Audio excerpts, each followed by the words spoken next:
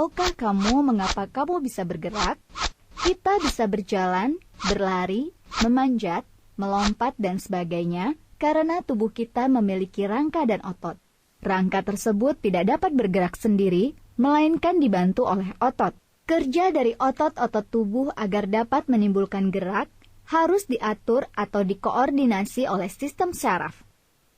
Dalam bab ini, kamu akan mempelajari hal-hal yang berhubungan dengan sistem gerak pada tubuh manusia, seperti tulang, rangka, macam-macam tulang, hubungan antar tulang, otot, macam-macam otot, kerja otot, serta kelainan dan penyakit pada sistem gerak.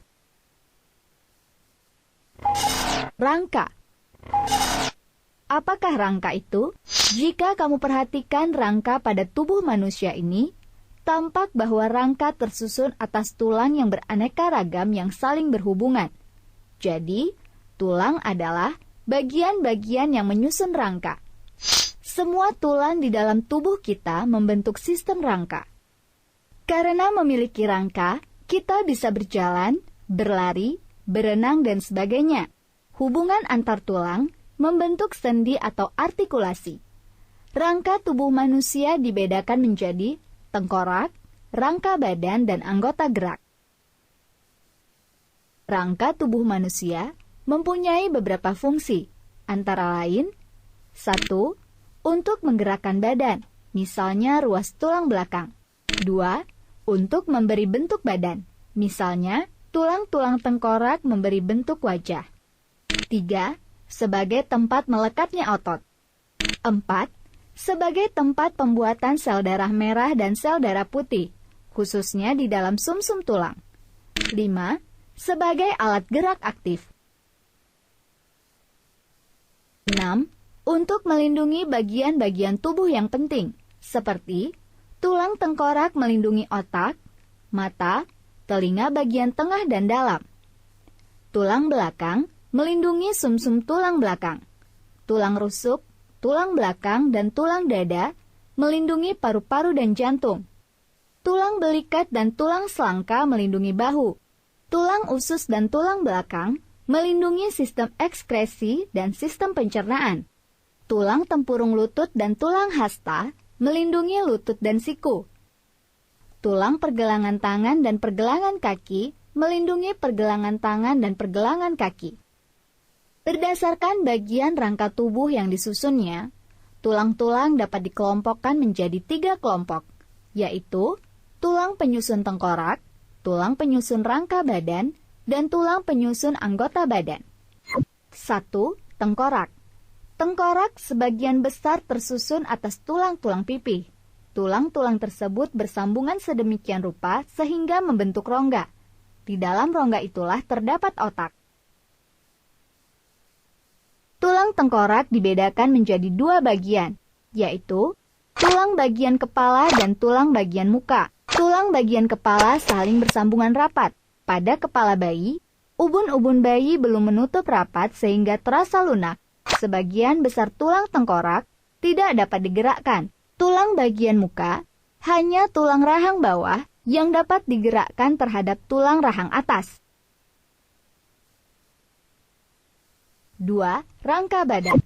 Rangka badan meliputi ruas-ruas tulang belakang, tulang dada, tulang rusuk, tulang gelang panggul, dan tulang gelang bahu. Tulang belakang, tulang dada, dan tulang rusuk membentuk rongga dada yang melindungi jantung dan paru-paru. A. Tulang belakang. Ruas-ruas tulang belakang saling berhubungan. Tulang belakang kuat, tapi fleksibel untuk menyangga kepala. Ruas-ruas tulang belakang membentuk saluran sumsum tulang belakang. Tulang belakang memiliki 33 ruas, yaitu 7 ruas tulang leher, 12 ruas tulang punggung, 5 ruas tulang pinggang, 5 ruas tulang kelangkang atau sakrum, 4 ruas tulang ekor. Ruas tulang leher yang pertama disebut tulang atlas, dan yang kedua disebut tulang pemutar. 12 ruas tulang punggung merupakan tempat melekatnya 12 tulang rusuk. B. Tulang rusuk. Manusia memiliki 12 pasang tulang rusuk. Hal ini pertama kali dikemukakan oleh Vesalius pada tahun 1543. Tulang rusuk dikelompokkan menjadi 3, yaitu 7 pasang tulang rusuk sejati, bagian depan melekat pada tulang dada, dan bagian belakang melekat pada tulang belakang. 3 pasang tulang rusuk palsu, bagian depan melekat pada tulang rusuk di atasnya, dan bagian belakang melekat pada tulang belakang. 2 pasang tulang rusuk melayang, bagian depan melayang atau tidak melekat pada tulang apapun, dan bagian belakang melekat pada tulang belakang. C. Tulang dada. Tulang dada berbentuk pipi, panjangnya sekitar 15 cm, terletak di bagian tengah dada. Tulang dada memiliki 3 bagian, yaitu hulu, badan, dan tajul pedang. Bagian hulu berhubungan dengan tulang selangka, sedangkan bagian badan berhubungan dengan 7 pasang tulang rusuk. D. Gelang panggul. Gelang panggul terdiri dari 2 tulang usus atau ilium, 2 tulang duduk yang bergabung menjadi 1, dan 2 tulang kemaluan. Ketiga tulang ini berkaitan erat sehingga membentuk suatu lingkaran yang berlubang. E. Gelang bahu. Gelang bahu terdiri dari tulang selangka dan tulang belikat. Tulang selangka menghubungkan bahu dengan tulang dada bagian hulu, sedangkan tulang belikat ada sepasang yang terletak di sebelah kanan dan kiri tubuh bagian belakang. Tulang belikat membentuk segitiga pipih dan memiliki tonjolan yang disebut paruh gagak. Berikut adalah skema susunan rangka tubuh manusia yang sudah dijelaskan sebelumnya. Rangka tubuh menjadi 3 bagian, yaitu tengkorak, rangka badan, dan tulang anggota badan. Tengkorak dibagi menjadi 2, yaitu bagian kepala dan bagian muka. Bagian kepala terdiri dari 1 tulang dahi, 2 tulang ubun-ubun, 1 tulang kepala belakang, 2 tulang baji, 2 tulang pelipis, dan 2 tulang tapis. Dan bagian muka terdiri dari 2 tulang rahang atas, 2 tulang rahang bawah, 2 tulang pipi, 2 tulang langit-langit, 2 tulang hidung, 2 tulang air mata, dan 1 tulang pangkal lidah. Rangka badan terdiri dari ruas tulang belakang, tulang dada, tulang rusuk, tulang gelang bahu, dan tulang panggul. Ruas tulang belakang terdiri dari 7 ruas tulang leher, 12 ruas tulang punggung, 5 ruas tulang pinggang, 5 ruas tulang kelangkang yang bergabung menjadi 1, dan 4 ruas tulang ekor yang bergabung menjadi 1. Tulang dada mencakup 4 ruas tulang dada.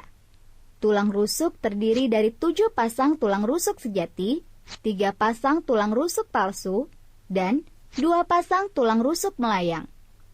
Tulang gelang bahu terdiri dari 2 tulang belikat dan 2 tulang selangka. Dan tulang panggul terdiri dari 2 tulang usus, 2 tulang duduk, dan 2 tulang kemaluan. Tulang lengan terdiri dari 2 tulang lengan atas, 2 tulang hasta, 2 tulang pengumpil, 2 kali 8 buah pergelangan tangan, 2 kali 5 buah tulang telapak tangan, dan 2 kali 14 ruas tulang jari tangan, di mana tiap jari terdiri dari 3 ruas, kecuali ibu jari yang hanya 2 ruas. Sedangkan tulang tungkai terdiri dari 2 tulang paha, 2 tulang tempurung lutut, 2 tulang kering, 2 tulang betis, 2 kali 7 buah tulang pergelangan kaki, 2 kali 5 buah tulang telapak kaki, dan 2 kali 14 ruas tulang jari kaki, di mana tiap jari kaki terdiri dari 3 ruas, kecuali ibu jari yang hanya 2 ruas.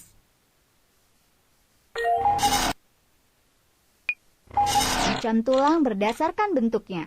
Berdasarkan bentuknya, tulang dapat dibedakan menjadi 3 macam, yaitu tulang pipa, tulang pipih, dan tulang pendek. A. Tulang pipa. Disebut tulang pipa karena bentuknya seperti pipa, bulat, memanjang, dan bagian tengahnya berongga. Di dalam tulang pipa berisi sumsum kuning dan sumsum merah. Fungsi tulang pipa adalah sebagai tempat pembentukan sel darah merah. Contoh dari tulang pipa antara lain, tulang paha, tulang lengan, tulang jari tangan. B. Tulang pipih. Tulang pipih berbentuk pipih atau gepeng. Di dalam tulang pipih terdapat sumsum merah. Fungsi dari tulang pipih adalah sebagai tempat pembentukan sel darah merah dan sel darah putih. Contoh dari tulang pipih antara lain, tulang belikat, tulang dada, dan tulang rusuk. C. Tulang pendek. Tulang pendek berbentuk pendek dan bulat, sehingga disebut ruas tulang. Di dalam tulang pendek, terdapat sumsum merah. Jadi, fungsi tulang pendek juga sebagai tempat pembentukan sel darah merah dan sel darah putih. Contoh dari tulang pendek antara lain, ruas-ruas tulang belakang, tulang pergelangan tangan, dan tulang pergelangan kaki. Macam tulang berdasarkan strukturnya. Berdasarkan struktur dan zat penyusunnya, tulang dibedakan menjadi dua, yaitu tulang rawan dan tulang keras. A. Tulang rawan.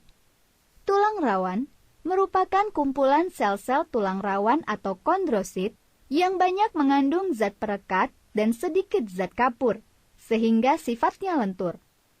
Pada masa pertumbuhan, terutama pada bayi, tulang-tulang masih berupa tulang rawan. Beberapa bagian, misalnya seperti daerah ubun-ubun, masih belum menutup. Semakin lama, ruang antar sel terisi zat kapur, sehingga semakin bertambah keras dan berubah menjadi tulang keras. Proses perubahan tulang rawan menjadi tulang keras disebut osifikasi. Mengapa bila anak-anak mengalami patah tulang cepat menyambung kembali? Hal ini dikarenakan pada anak-anak masih banyak memiliki tulang rawan.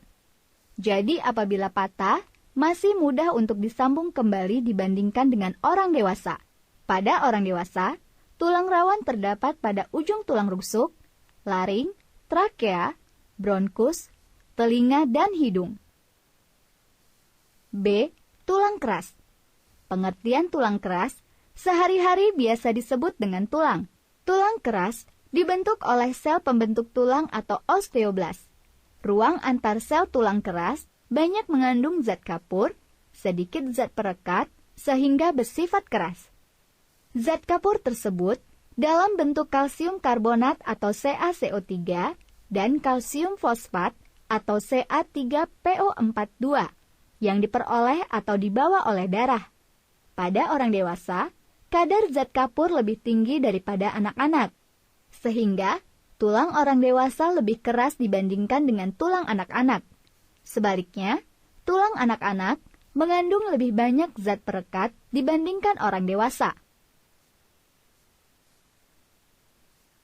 Dilihat dari sifat bahan penyusunnya, tulang keras dibedakan menjadi dua, yaitu tulang kompak dan tulang spons atau tulang berongga.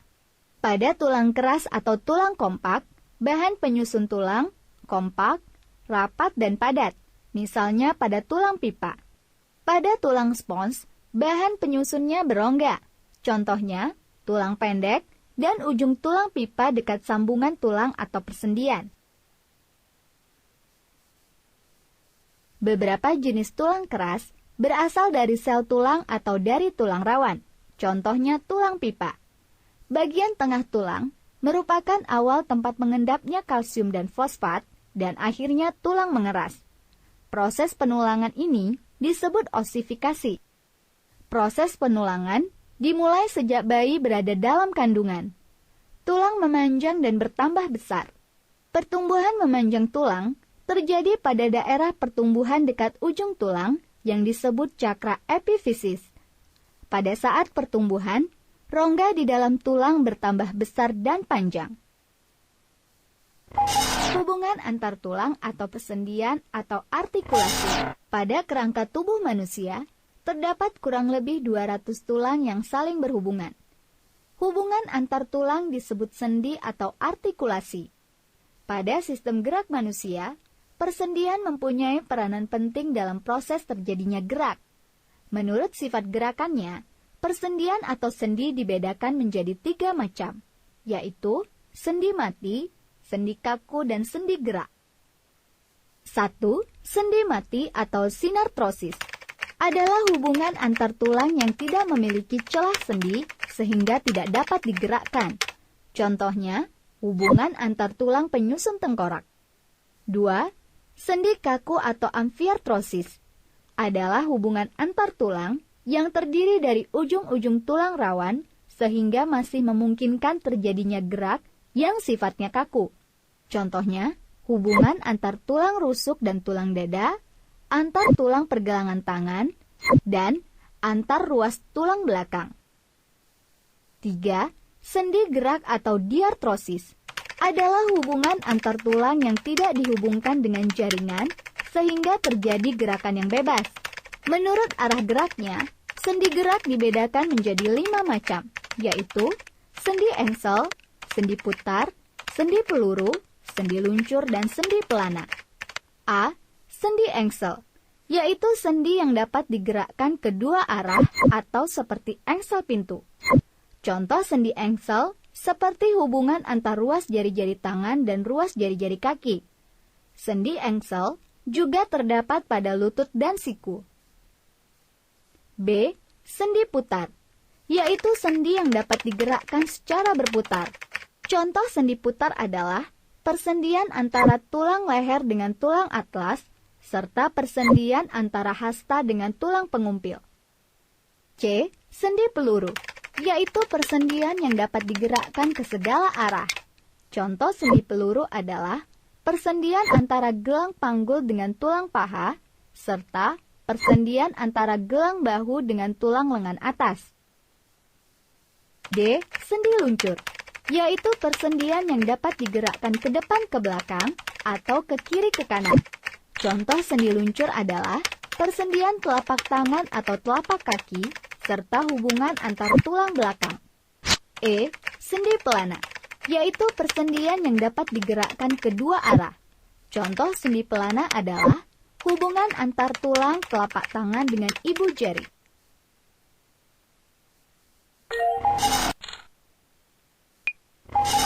Otot. Dalam tubuh kita, banyaknya otot kira-kira 40% dari berat tubuh. Otot memiliki peranan yang penting dalam sistem gerak.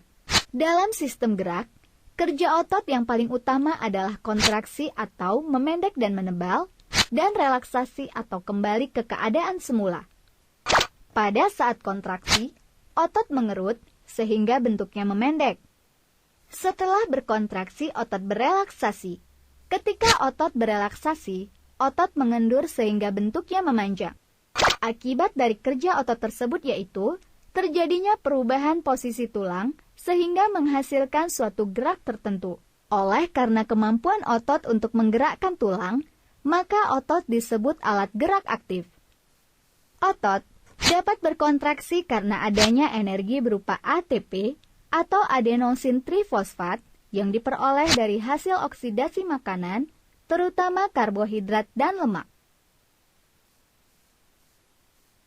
Dalam keadaan bekerja, otot juga menghasilkan zat sisa yang disebut asam susu atau asam laktat. Asam susu ini akan dibawa oleh darah untuk dibuang keluar tubuh. Namun, asam susu tersebut juga dapat tertimbun dalam otot, sehingga menimbulkan rasa kelelahan atau pegal-pegal. Keadaan ini sering terjadi saat kita melakukan kerja yang berat. Untuk menguraikan asam susu, diperlukan oksigen yang cukup banyak. Penggunaan oksigen yang banyak dalam waktu yang singkat menyebabkan napas terengah-engah. Otot-otot yang sering dilatih akan berkembang dan membesar, disebut hipertrofi. Contoh hipertrofi yaitu otot pada binaragawan. Sebaliknya, otot yang tidak sering digunakan akan mengecil, disebut atrofi. Macam-macam otot. Jaringan otot terdiri atas sel-sel otot. Berdasarkan bentuk dan cara kerjanya, sel otot dibedakan menjadi 3 jenis, yaitu otot lurik, otot polos, dan otot jantung. A. Otot lurik. Otot lurik tersusun atas sel-sel yang panjang tidak bercabang, berinti banyak di bagian pinggir, atau sering disebut serabut otot atau muscle fiber. Bila dilihat dengan menggunakan mikroskop, sel otot ini tampak seperti daerah gelap dan terang yang tersusun secara berselang-seling atau lurik. Selain itu, karena otot ini melekat pada rangka, maka otot ini disebut pula sebagai otot rangka. Otot lurik dalam pengertian sehari-hari disebut daging. Otot lurik adalah otot yang paling banyak di dalam tubuh. Sel-sel otot lurik membentuk serabut otot. Kumpulan serabut otot membentuk berkas otot. Kumpulan berkas otot membentuk otot yang melekat pada tulang. Otot lurik melekat pada tulang dengan perantara tendon. Tendon merupakan jaringan ikat yang berguna menghubungkan otot dengan tulang.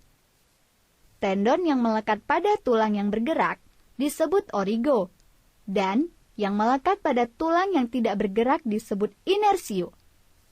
Otot lurik atau otot rangka tergolong otot sadar. Jadi kita dapat mengontrol penggunaan otot ini. Misalnya, kita bisa menentukan kapan berjalan dan kapan tidak. Otot rangka cenderung dapat berkontraksi dan cepat lelah. B. Otot polos. Jika diamati dengan mikroskop, sel-sel otot ini tampak polos dan tidak bergaris melintang. Otot polos berbentuk seperti gelendong dengan satu inti di tengah. Otot ini terdapat pada organ dalam, misalnya usus, pembuluh darah, saluran kelamin, dan dinding rahim. Otot polos tergolong otot tidak sadar, artinya tidak di bawah perintah otak. Oleh karena itu, disebut pula sebagai otot tak sadar. Otot polos berkontraksi dan berelaksasi dengan lambat. C. Otot jantung. Seperti namanya otot jantung, maka otot ini terdapat di jantung. Otot jantung bercabang-cabang, mempunyai inti di tengah sel, dan terdapat garis melintang gelap terang seperti pada otot rangka. Otot jantung merupakan otot yang khas, karena bentuknya menyerupai otot rangka, tetapi sifat kerjanya sama dengan otot polos, yaitu di luar kesadaran atau otomatis. Jadi, otot jantung tergolong otot lurik yang bekerja secara tidak sadar. Otot jantung berkontraksi sekitar 70 kali per menit sepanjang hari selama hidup manusia. Otot jantung berkontraksi pada saat jantung berdenyut. Kesimpulannya, otot ada 3 macam, yaitu otot polos, otot lurik, dan otot jantung. Ciri-ciri otot polos tentunya polos. Otot lurik bergaris. Begitu juga dengan otot jantung, ciri-cirinya bergaris. Otot polos bekerja secara tak sadar, otot lurik bekerja secara sadar, dan otot jantung bekerja secara tak sadar. Letak otot polos ada di organ-organ bagian dalam, letak otot lurik ada di rangka, dan letak otot jantung tentunya berada di jantung. Kerja otot. Sel-sel otot mempunyai kemampuan berkontraksi. Kontraksi adalah melakukan pengerutan sehingga otot memendek. Karena memendek, maka tulang yang dilekati oleh otot tersebut akan tertarik atau terangkat. Kontraksi satu macam otot hanya mampu untuk menggerakkan tulang ke satu arah tertentu. Agar tulang dapat kembali ke posisi semula, otot tersebut harus mengadakan relaksasi. Relaksasi adalah melakukan pengenduran sehingga otot memanjang. Untuk itu, harus ada otot lain yang berkontraksi yang merupakan kebalikan dari kerja otot pertama. Jadi, untuk menggerakkan tulang dari satu posisi ke posisi yang lain, kemudian kembali ke posisi semula, diperlukan paling sedikit 2 macam otot dengan kerja yang berbeda. Berdasarkan cara kerjanya, otot dibedakan menjadi otot antagonis dan otot sinergis. Otot antagonis adalah 2 otot atau lebih yang tujuan kerjanya berlawanan. Jika otot pertama berkontraksi dan otot kedua berelaksasi, sehingga menyebabkan tulang tertarik atau terangkat. Sebaliknya, jika otot pertama berelaksasi dan yang kedua berkontraksi, akan menyebabkan tulang kembali ke posisi semula. Contoh otot antagonis adalah otot bisep dan otot trisep. Otot bisep adalah otot yang memiliki dua ujung atau dua tendon yang melekat pada tulang. Otot bisep terletak di lengan atas bagian depan. Otot trisep adalah otot yang memiliki tiga ujung atau tiga tendon yang melekat pada tulang. Otot trisep terletak di lengan atas bagian belakang. Untuk menurunkan lengan bawah, otot trisep berkontraksi dan otot bisep berelaksasi. Sedangkan, otot sinergis adalah dua otot atau lebih yang bekerja sama dengan tujuan yang sama. Jadi, kedua otot berkontraksi bersama dan berelaksasi bersama. Misalnya, otot-otot antar tulang rusuk yang bekerja sama ketika kita menarik nafas, atau otot pronator, yaitu otot yang menyebabkan telapak tangan menengadah atau menelungkup. Otot pronator pada lengan bawah terdiri dari pronator teres dan pronator quadratus yang bekerja secara sinergis.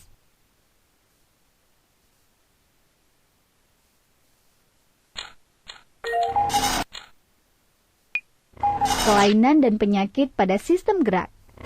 Kelainan dan penyakit pada sistem gerak pada manusia bisa terjadi pada berbagai usia. Kelainan dan penyakit ini terjadi karena berbagai sebab, antara lain kelainan sejak lahir, virus, bakteri, kekurangan zat tertentu, dan kebiasaan posisi tubuh yang salah. Berikut akan kamu pelajari contoh-contoh dari kelainan dan penyakit pada sistem gerak pada manusia. 1. Defisiensi. Kekurangan vitamin D dan kalsium atau zat kapur dapat mengakibatkan gangguan pada proses pembentukan tulang, sehingga tulang menjadi bengkok atau kropos. Kekurangan kalsium dapat diatasi dengan meminum susu yang mengandung kalsium. Bila kekurangan vitamin D terjadi pada masa anak-anak, maka terjadi pembengkokan pada kaki. Pembengkokan dapat ke arah luar, sehingga berbentuk seperti huruf O, atau ke arah dalam, sehingga berbentuk seperti huruf X. Penyakit akibat kekurangan vitamin D disebut penyakit rakitis. 2. Gangguan infeksi. Infeksi penyakit dapat mengakibatkan gangguan pada tulang. Gangguan tersebut meliputi A. Artritis eksudatif, yaitu rasa nyeri pada tulang ketika digerakkan akibat peradangan pada selaput sendi. B. Artritis zika, yaitu rasa nyeri pada tulang sewaktu digerakkan akibat kekurangan cairan sinovial atau pelumas sendi. C. Rasa sakit pada lutut dan pangkal paha berupa infeksi yang mengeluarkan nanah. Rasa sakit ini disebabkan serangan penyakit kelamin gonorea dan sifilis. D. Rasa kaku pada sendi akibat infeksi yang kronis oleh beberapa penyakit. E. Tulang yang mengecil dan abnormal akibat serangan penyakit polio pada anak-anak yang disebabkan oleh virus. 3. Kebiasaan posisi tubuh yang salah. Kelainan tulang belakang ini disebabkan kesalahan posisi tubuh atau posisi duduk yang kurang tepat yang berlangsung pada waktu yang lama sewaktu masa pertumbuhan anak. Kelainan bentuk tulang belakang ada 3 macam, yaitu 1. Skoliosis, yaitu tulang belakang melengkung ke samping kiri atau kanan. 2. Lordosis, yaitu tulang belakang melengkung ke depan. 3. Kifosis, yaitu tulang belakang melengkung ke belakang. 4. Kerusakan tulang akibat kecelakaan. Akibat kecelakaan, seseorang dapat mengalami memar, ujung tulang terlepas dari bongkol sendi atau urai sendi, retak tulang atau fisura, patah tulang atau fraktura.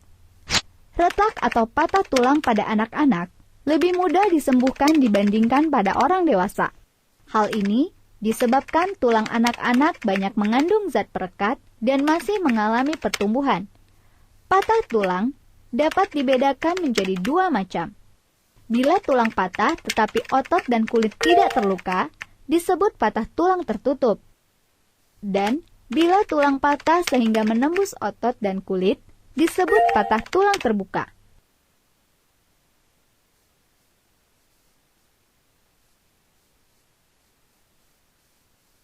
Lima, nekrosis. Nekrosis adalah kematian sel karena adanya kerusakan sistem membran. Kerusakan membran inti disebabkan adanya aktivitas suatu enzim lisozim. Aktivitas enzim lisozim dapat terjadi karena adanya kerusakan sistem membran oleh suatu faktor tertentu yang mengakibatkan membran pembungkus enzim lisozim tersebut mengalami kebocoran. Adanya kebocoran ini mengakibatkan lisosom tumpah ke sitosol dan akhirnya mencerna protein-protein, baik yang berada pada sitosol maupun protein-protein penyusun sistem membran dari sel tersebut. 6. Layuh semu. Layuh semu yaitu kelainan yang ditandai dengan tidak berdayanya tulang karena layuhnya tulang. Penyakit ini disebabkan karena rusaknya cakra epifis. 7. Osteoporosis. Osteoporosis adalah suatu keadaan di mana kemampuan tulang mulai berkurang dan disertai kerusakan struktur sehingga tulang menjadi rapuh dan mudah patah.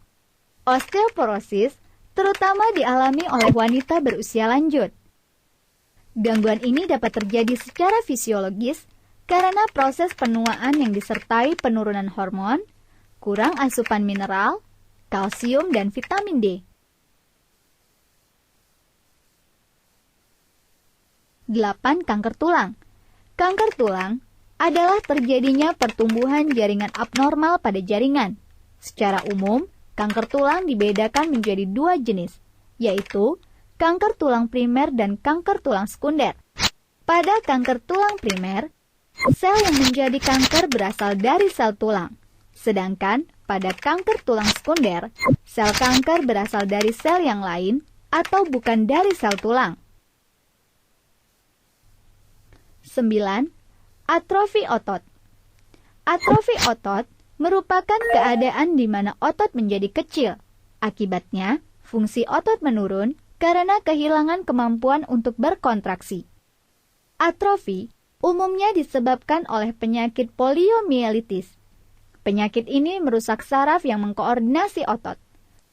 Penyakit poliomielitis yang disebabkan oleh virus dapat dicegah dengan imunisasi polio pada saat bayi. Atrofi juga dapat terjadi bila otot tidak pernah digunakan untuk melakukan aktivitas. Misalnya, jika seseorang sakit dan harus berada di tempat tidur dalam waktu yang cukup lama. 10. Tetanus. Tetanus adalah keadaan di mana otot berkontraksi terus-menerus sehingga otot menjadi kejang. Tetanus disebabkan oleh tetanospasmin, yaitu sejenis neurotoksin yang diproduksi oleh Clostridium tetani yang menginfeksi sistem urat syaraf dan otot. Biasanya, tetanus terjadi pada luka yang dalam. Misalnya seseorang tertusuk paku. Dengan pemberian suntikan ATS atau anti-tetanus serum, seseorang dapat terhindar dari tetanus atau sebagai upaya pengobatan kepada seseorang yang terkena tetanus.